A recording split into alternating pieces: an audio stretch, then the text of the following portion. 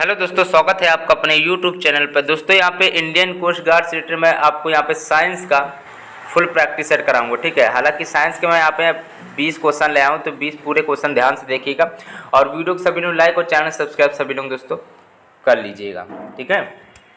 चलो अब यहाँ पे ध्यान समझिएगा। यहाँ पे पहला प्रश्न आप लोगों को दिया गया। दोस्तों सबसे पहले आपको बता दे रहे, आप लोग दोस्तों वीडियो को लाइक नहीं कर रहे, सपोर्ट नहीं करते, बुरा लगता है आपको। मैंने 1600 वीडियो लगभग करा दी है और आप लोगों के लिए इतनी मेहनत की जा रही है, आप लोग वीडियो को लाइक नहीं करते तो अच्छा नहीं लगता। प्लीज़ एक छोटा सा लाइक कर दीजिए और चैनल को जल्दी सब्सक्राइब कर दीजिए, ठीक है।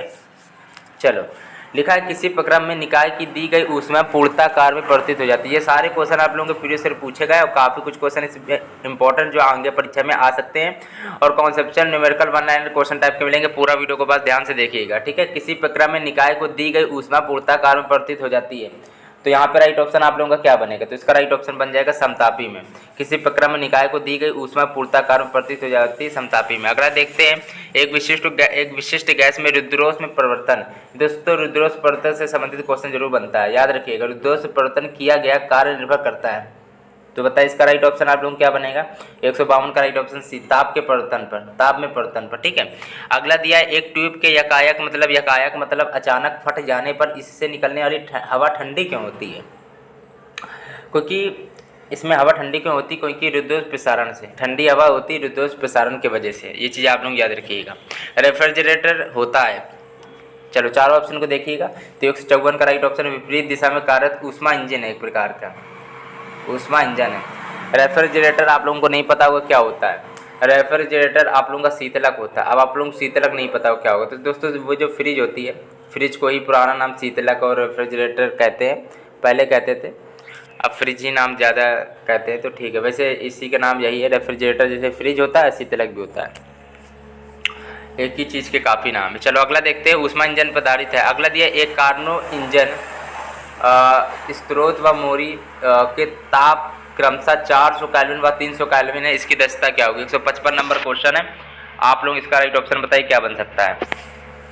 चलो तो आप लोगों ने दक्षता पढ़ी होगी, दक्षता बराबर क्या होता है? T1 माइनस T2 बट्टे में। देखो न्यूमेरिकल आप लोगों का है ये, इस क्वेश्चन की बात कर रहे हैं तो यहाँ पे सूत्र लिख दे रहे छोटा सा।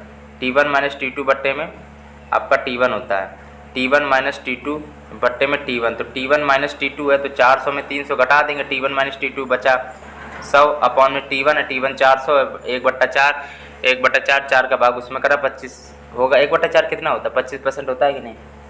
और जब भी दक्षता पूछी जाती है, दक्षता बराबर होता है T1 माइनस T2 बट्टे T1। कोई दिक्कत वाली बात नहीं, याद रखना पेपर के लिए। अगला देखते हैं, ये क्वेश्चन बहुत बार बना था पेपर में। चलो अगला देख लेते हैं।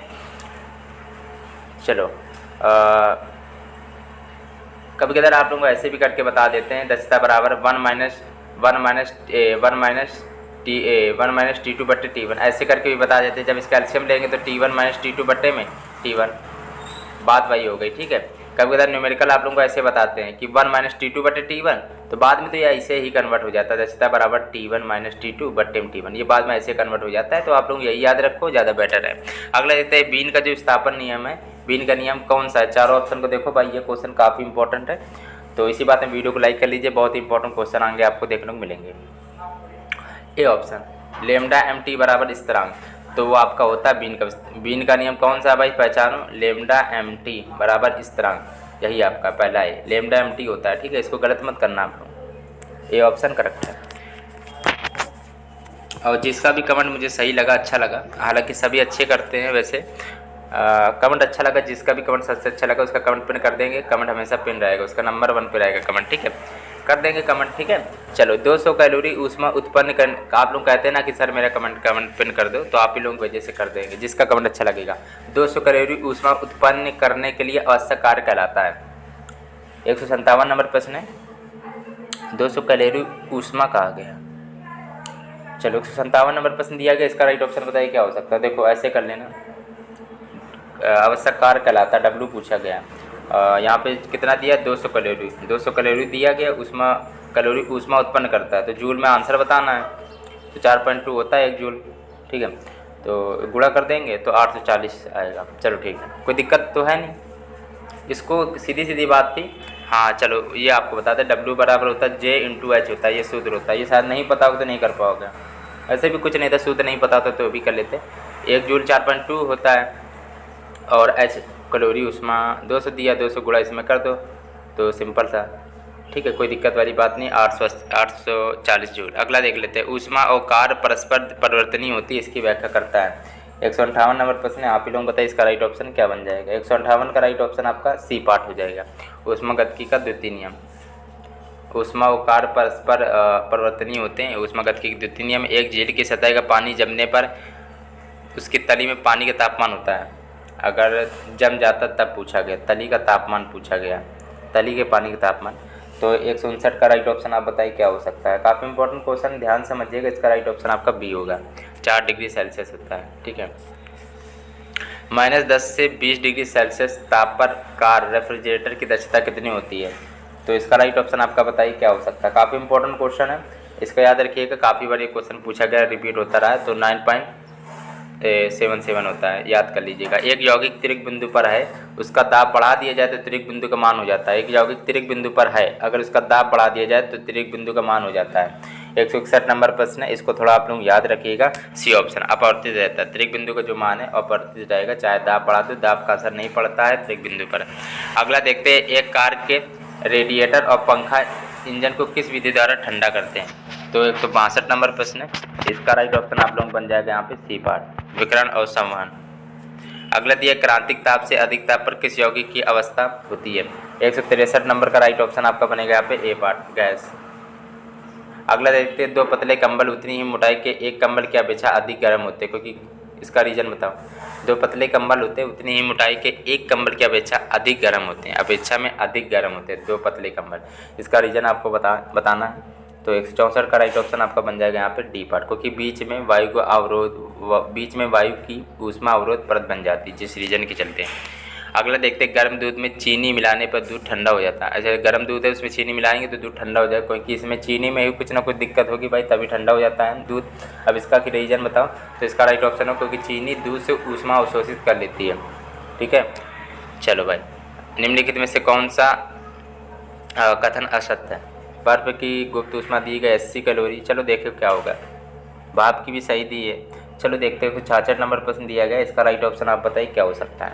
तो बर्फ की गुप्त ऊष्मा यहाँ पे आप लोगों का वैसे राइट ऑप्शन क्या होगा, देखो डी ऑप्शन गलत है देखो, बर्फ की गुप्त ऊष्मा मतलब लेटेंट हीट, क्यू बराबर आप लोगों का लेटेंट हीट होता है एल, ठीक है, मतलब एल होता है लेटेंट हीट, ठीक है। सूत्र बता दे रहे, क्यू बराबर एम एल होता है, जहाँ एल लेटेंट हीट होता है, एल बराबर क्यू अपॉन में एम हो जाता है, ठीक है। सूत्र याद कर लो, एल बराबर क्यू अपॉन में एम होता है।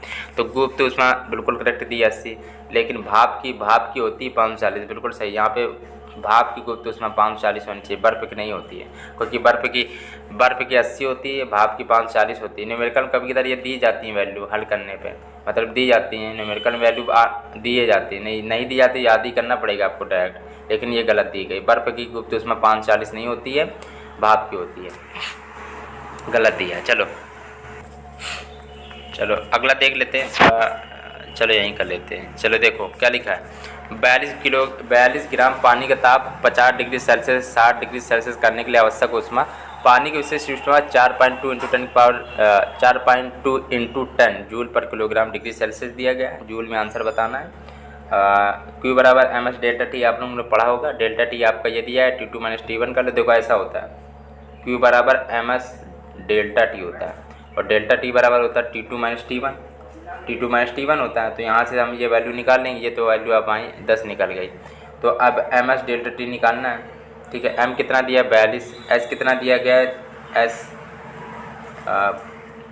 रुकेगा, ये ग्राम दिया, जूल में आंसर निकालना है, ठीक है। तो इसको ग्राम को किलोग्राम में चेंज करो तो 10⁻³ हो जाएगा, क्योंकि एक बट्टे में 1000 होता है ना, एक बट्टे 1000 से भाग देंगे तो ऊपर ले आएंगे तो 10⁻³ हो जाएगी, सिंपल सी बात है। और एस की वैल्यू कितनी दी, एस की वैल्यू इतनी दी है, पानी की विशिष्ट ऊष्मा 4.2 इंटू 10 और यहाँ पे डेल्टा टी की वैल्यू यहाँ पे 10 हो गई थी, क्योंकि T2 माइनस T1 60 में 50 घटा है 10।